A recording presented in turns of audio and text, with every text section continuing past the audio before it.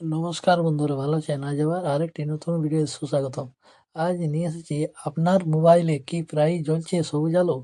এখনই জানো নিরাপত্তা না চরম বিপদ। চলুন জেনে নাও।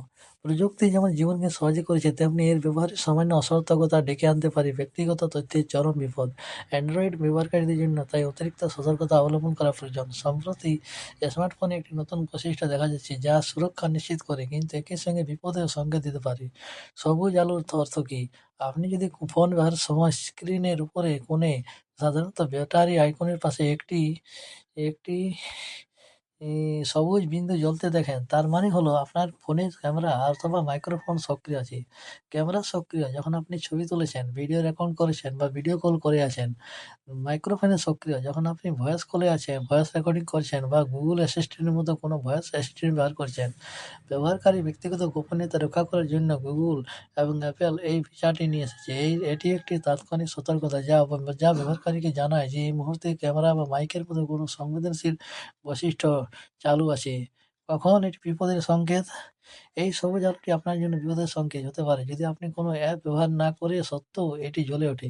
সহজভাবে আপনি যখন ক্যামেরা বা মাইক নির্ভর কোনো অ্যাপ যেমন হোয়াটসঅ্যাপ বা ইনস্টাগ্রাম ক্যামেরা রেকর্ডার ব্যবহার করছেন না, তবুও যদি এই আলোটি জ্বলতে থাকে, তবে বুঝতে হবে অননুমোদিত কোনো অ্যাপ গোপনে আপনার ক্যামেরা বা মাইক্রোফোন ব্যবহার করছে। এটি আপনার ফোন হ্যাক হওয়ার একটি প্রাথমিক ইঙ্গিত হতে পারে।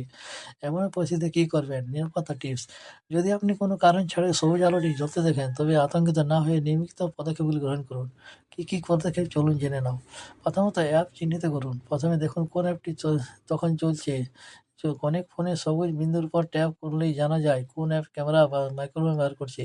পারমিশন পরীক্ষা করুন। আপনার ফোনের সেটিংসে যান, প্রাইভেসি বা গোপনীয়তা বিভাগে প্রবেশ করুন এবং তারপর পারমিশন ম্যানেজার যান। এখানে ক্যামেরা এবং মাইক্রোফোনের জন্য কোনো অ্যাপকে অনুমতি দেওয়া হয়েছে তা যাচাই করুন।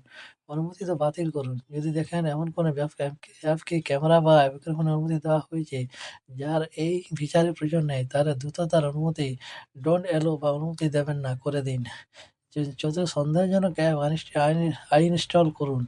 যদি কোনো অ্যাপকে আপনার সন্দেহজনক মনে হয়, তবে তার পারমিশন বন্ধ করার পাশাপাশি অবিলম্বে ফোন থেকে সেটি আনইনস্টল করে দিন। তাহলেই আপনার হ্যাক হওয়ার থেকে বাঁচবেন। তাহলে দেখলে বন্ধুরা, কত সুন্দর